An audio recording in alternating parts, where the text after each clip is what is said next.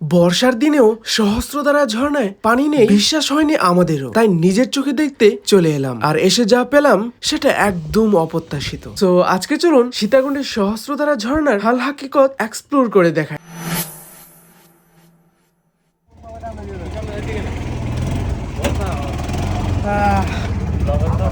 তো হে আসসালামু আলাইকুম, কি অবস্থা সবার? আশা করছি ভালো আছেন। আপনাদের দোয়ায় আমিও খুব বেশি ভালো আছি। স্বাগত জানাচ্ছি আমার চট্টগ্রামের একদিনের ভ্রমণে তৃতীয় নাম্বার ব্লগে। সো আমাদের তৃতীয় নাম্বার গন্তব্য কোথায় আপনারা তো বুঝতেই পারছেন। জি হ্যাঁ, আমাদের তৃতীয় নাম্বার গন্তব্য হচ্ছে, সো ফাইনালি আমরা চলে আসলাম সহস্রধারা ঝর্ণার পয়েন্টে। তারপর প্রথমে আমাদের কাজ হচ্ছে দুপুরের লাঞ্চের ব্যবস্থা। তাই আমরা এই হোটেল থেকে খাবারের বিষয় ঠিকঠাক করে যাই, যেখানে এত স্বল্প টাকায় এত ভালো খাবার, সত্যি এটা আমাদেরকে মুগ্ধ করেছে। অতঃপর কাউন্টার থেকে জনপ্রতি 20 টাকা টিকিট কেটে ঝর্ণার উদ্দেশ্যে রওনা হই। চলে আসলাম সহস্রধারায়, বারোয়াটালা ন্যাশনাল পার্ক। সো তো প্রথমে ঢুকতে আমাদের নজর কাড়ে এই অসম্ভব সুন্দর লেকটি।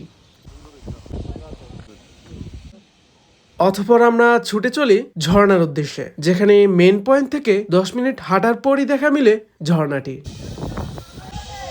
আমরা তো ঝর্ণায় চলে আসলাম। এখন মেন কথা হচ্ছে, আমরা যে সিজনে গিয়েছি তখন তো পানি ছিল না, যেটা আমরা কিছুটা জেনে বুঝে গিয়েছি। কিন্তু এখন কথা হচ্ছে, আজ এই মুহূর্তে মানে সহস্রধারা ঝর্ণা কি পরিমাণ পানি আছে আপনারা কল্পনা করতে পারবেন। তবে আমার এই ভিডিওগুলো করা প্রায় 15 দিন আগের। সো ভাই দাবে আপনারা যারা এই মুহূর্তে সীতাকুণ্ডের এই ঝর্ণায় যাওয়ার প্ল্যান করছেন অবশ্যই যেতে পারেন। তো এই ছিল আমাদের সহস্রধারা ঝর্ণা। এখানে টুকটাক পানি ছিল, সেটা দিয়ে আমরা গোসল করলাম, কিছুটা এনজয় করলাম। তারপর আমরা চলে আসি সেই কাঙ্ক্ষিত দুপুরের লাঞ্চ করার জন্য, যেখানে আমরা জনপ্রতি একটা প্যাকেজ করে নিয়েছিলাম, যার মূল্য ছিল 150 টাকা। আইটেম ছিল মুরগি ভর্তা, ডিম এবং আনলিমিটেড ডাউল এবং ভাত। সো এই ছিল সহস্রধারা ঝর্ণা এক্সপ্লোর। কেমন লাগলো অবশ্যই জানাবেন। আর আপনারা চাইলে আমার চট্টগ্রামের একদিনের ভ্রমণের 1-2 ব্লগ দেখতে পারেন, যেখানে আমি সিএনজি সারাদিনের জন্য কত দিয়ে রিজার্ভ করলাম, আরো এভরিথিং যা যা আছে। আর যারা টিকটকে দেখছেন, আমার বাকি প্রথম দ্বিতীয় ব্লগ ফেসবুকে পেয়ে যাবেন। তো এই ব্লগ এখানে রাখছি। সবাই ভালো থাকবেন, সুস্থ থাকবেন। আর পেজ হোক চ্যানেল হোক, ফলো সাবস্ক্রাইব করে। তো আপনাদের সাথে আবার দেখা হচ্ছে চট্টগ্রামের একদিনের ভ্রমণে 4র্থ নাম্বার ব্লগে।